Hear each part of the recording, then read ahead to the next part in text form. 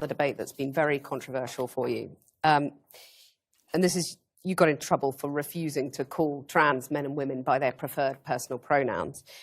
No, that's not actually true. I got in trouble because I said I would not follow the compelled speech dictates of the federal and provincial government. I actually never got in trouble for not calling anyone anything. Right. That didn't happen. You wouldn't follow the change of law, which was designed not to once outlaw it was law. discrimination. No. Well, that's what they said it was designed to do. Okay, you cited freedom of speech in that. Why should your right to freedom of speech trump a trans person's right not to be offended? Because in order to be able to think, you have to risk being offensive. I mean, look at the conversation we're having right now. You know, like you're certainly willing to risk offending me in the pursuit of truth. Why should you have the right to do that? It's been rather uncomfortable. Well, I'm very glad I put you on the spot. Well, I'm very glad that I have exercised my freedom of speech. You get my point. It's like you're doing what you should do, which is digging a bit to see what the hell's going on. So and that is what you should do. But you're exercising your freedom of speech to certainly risk offending me. And that's fine. I think more power to you as far as I'm concerned. So you haven't sat there and... I'm just trying to work that out. I mean... Ha, gotcha. You have got me. You have got me. I'm trying to work that through in my head. Yeah, it took a while. It did, yeah. It took a while.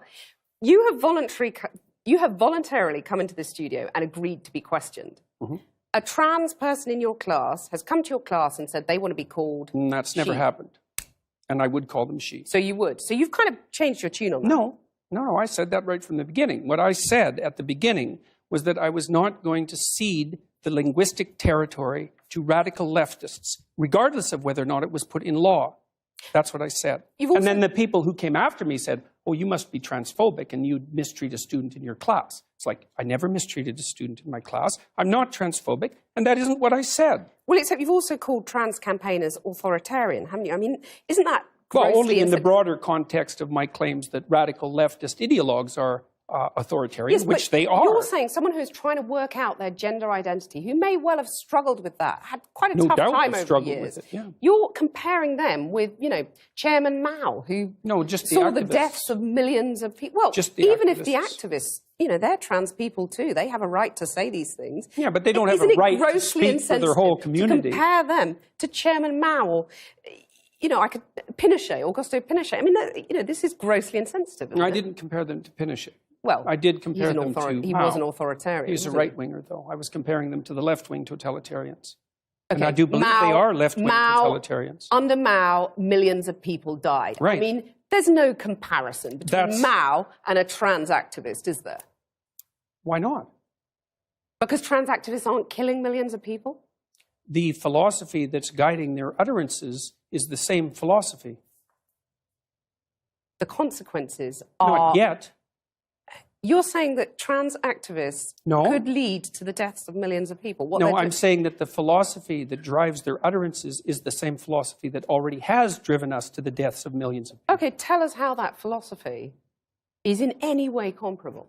Sure, that's no problem. The first thing is that the philosophy presumes that group identity is paramount. That's the fundamental philosophy that drove the Soviet Union and Maoist China.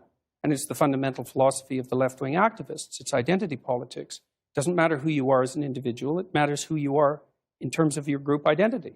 You're just saying these things, though, to provoke, aren't you? I mean, you are a provocateur. I never said You're like anything. the alt-right that you hate to be compared to.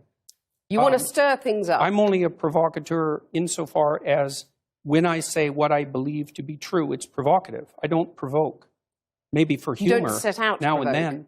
I'm not interested in provoking. But what about the thing about, you know, fighting and the lobster? Tell us about the lobster.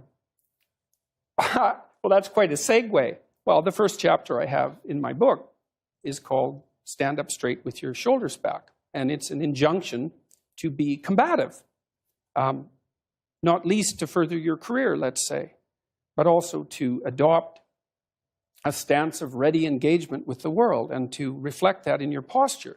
And the reason that I write about lobsters is because there's this idea that hierarchical structures are a sociological construct of the Western patriarchy. And that is so untrue that it's almost unbelievable. And I use the lobster as an example because the lobster, we divulged from lobsters in evolutionary history about 350 million years ago, common ancestor. And lobsters exist in hierarchies, and they have a nervous system attuned to the hierarchy. And that nervous system runs on serotonin, just like our nervous systems do.